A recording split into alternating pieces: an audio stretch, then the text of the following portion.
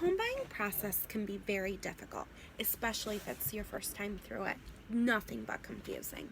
Today, I'm going to talk about the eligibility requirements and pros and cons of both FHA and conventional loan types. These are the two most popular types of loans that people acquire. Did you know in Scotland, when people are done paying off their mortgage, they paint their door red? Well, fun fact. Before looking at home loans, you most likely have evaluated your income. This is going to tell you what you can afford. If you've not already done so, you're also going to want to evaluate your debts. Some mortgage types have an income limit or ceiling. What this means is if you make over that certain limit or ceiling, you're no longer eligible for that loan. Both FHA and conventional do not have income limits or ceilings. While neither have an income limit or ceiling, both have a housing payment to income limit. For FHA, this means that your house payment cannot exceed 31% of your income, and if you're co-borrowing, 31% of your co-income. For a conventional loan, your house payment cannot exceed 28% of your income. That means that FHA is just a little bit higher than the conventional. A mortgage company is going to want to see that your debt to income ratio is kept below a certain percent. You can calculate your debt to income ratio by taking your monthly debt and dividing it by your gross monthly income. The mortgage company will consider your new monthly mortgage when looking at your debt to income ratio. The maximum debt to income ratio to qualify for an FHA loan is 43%. Per Matt Hackett, an underwriting manager at Equity, conventional loans require a debt to income ratio of no more than 45%. Since we've determined our income limit, let's look at our credit score.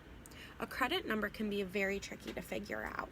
There are three types of scores which a loan officer will most likely gather all three and average them to figure out the score they're going to use for your loan. The three credit companies are Equifax, TransUnion, and Experian. Not all credit card companies report to all three bureaus, which is why there's three different versions of the truth for your score. To be considered for a conventional loan, your score must exceed 620. Other requirements from your credit report include no late payments within the last year, no outstanding judgments in the last year, 2 years since a Chapter 14 bankruptcy, 4 years since a Chapter 7 bankruptcy, 4 years since a foreclosure, and 2 since a short sale. To be considered for an FHA loan, your score must exceed 580, a little lower than the conventional. Other requirements from your credit report for FHA include no late payments for 12 months, 1 year since a Chapter 13 bankruptcy, 2 years since a Chapter 7 bankruptcy, and 3 years since a foreclosure. If you're looking to buying a home, you most likely have been working towards putting money away for a down payment. How much money do you think you're going to need for that down payment? Both FHA and conventional loans require an appraisal be done on the house before they'll complete your loan process. You may not borrow more than the appraised value of the home in either scenario. FHA loans allow you to put as little as 3% of the purchase price down on the house.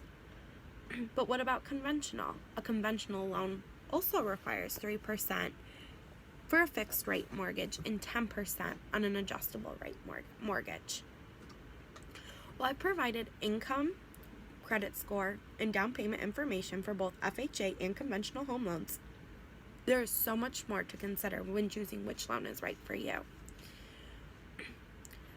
The best thing you can do is reach out to an expert or a loan officer well in advance of starting the home buying process. This will enable you to compare your options with an expert and prepare your credit score and finances to meet the loan requirements that are right for you.